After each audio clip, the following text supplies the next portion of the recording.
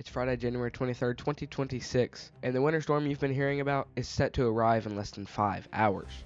This storm is expected to be significantly more severe than previously anticipated, potentially bringing 20 inches of snowfall to areas such as Oklahoma City, Louisville, Kentucky, and Cincinnati, Ohio. A large amount of freezing rain, snow, and ice will impact much of the United States. While some may enjoy the snow, the situation will become much more dangerous the further south you go. Southern states are expected to experience a substantial amount of freezing rain and ice, making this as the most significant ice storm to hit Tupelo, Mississippi since February 1994. This winter event will likely lead to power outages across many southern states due to freezing rain weighing down power lines. For those unfamiliar with it, freezing rain falls as liquid rain but freezes upon contact of any surface, making conditions hazardous. Once the freezing rain coats the roads, it will hinder power crews' abilities to reach down lines for repair, potentially leaving some areas without power for days. As a precaution, people have cleared the shelves of bread and emptied the milk fridges. Additionally, hardware stores are running low on generators. It's essential to gather the supplies you need to prepare for this storm, as power outages may last for several days. So in today's forecast, I'm going to break down exactly what you need to know about this winter storm that's set to slam the United States over the next 2 to 3 days.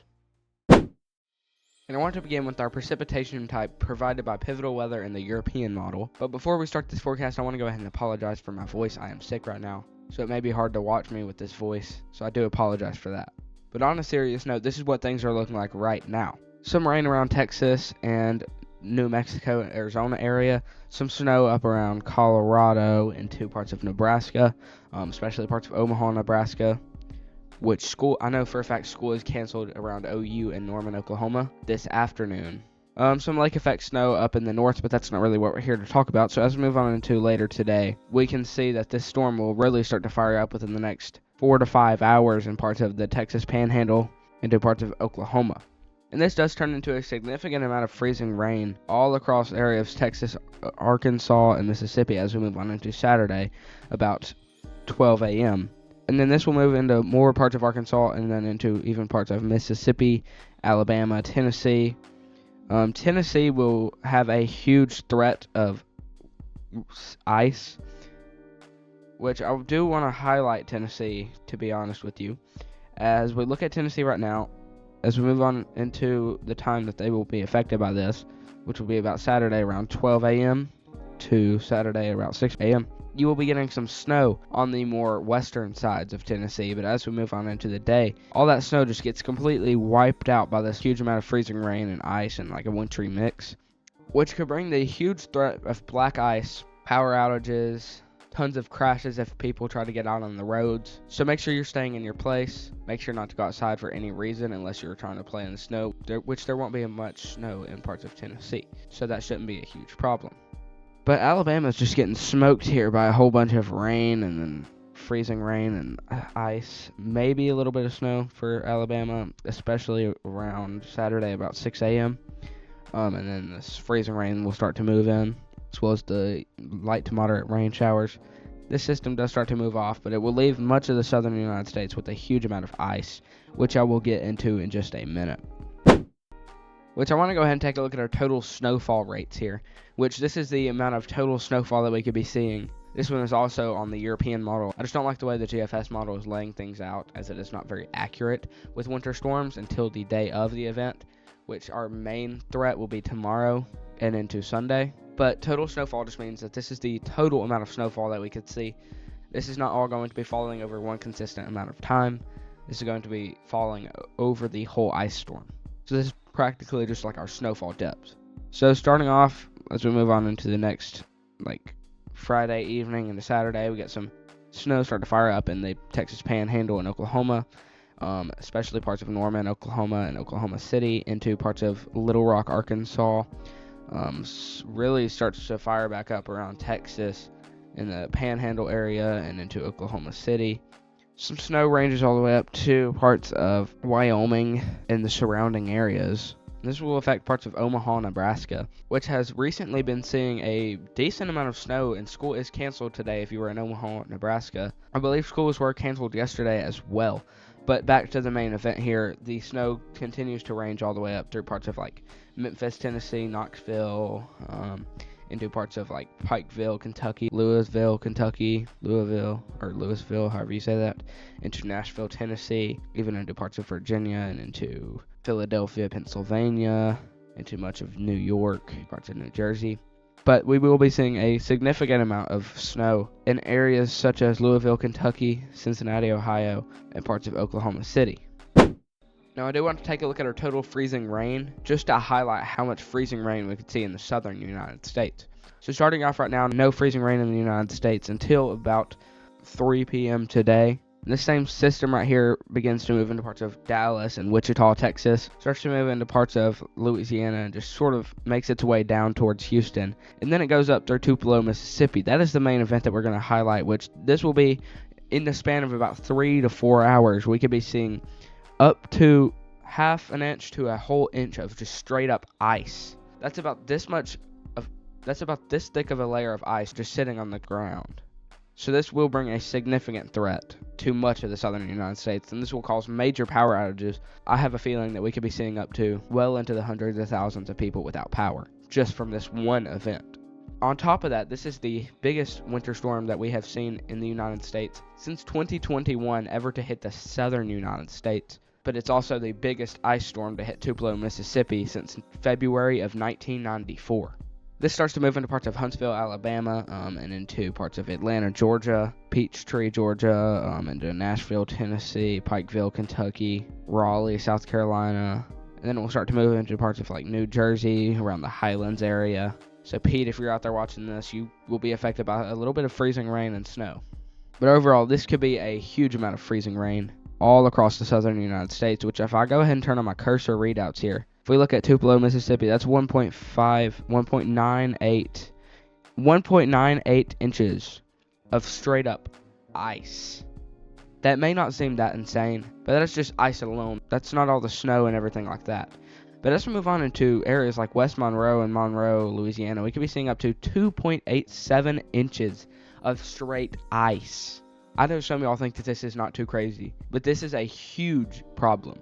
Areas around Atlanta, Georgia could be seeing up to 1.58 inches of ice, while up well into the northeastern parts of Georgia could be seeing up to just like 1.24 inches. Which now I want to go ahead and take a look at our temperature anomalies. So we could be seeing temperatures of up to 30 degrees below zero in areas such as the Dakotas, Minnesota, and Wisconsin.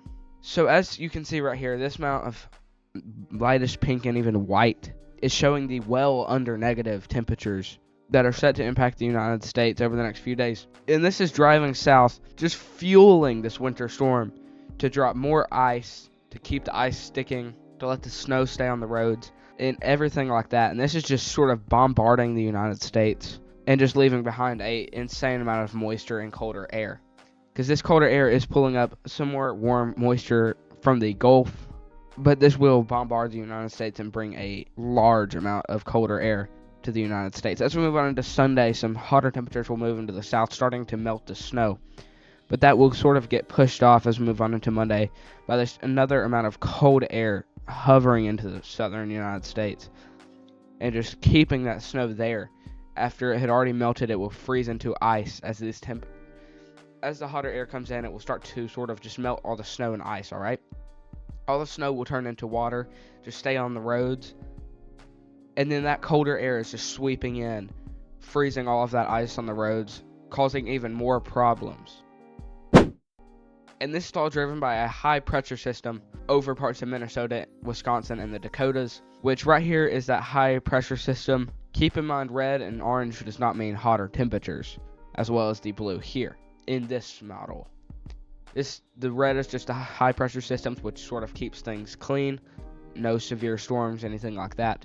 While the lower pressure systems is bringing wintry mix, rain, anything like that you can really think of. So this is what things are looking like right now. We have a high and a low pressure system hovering just off of the coast of California.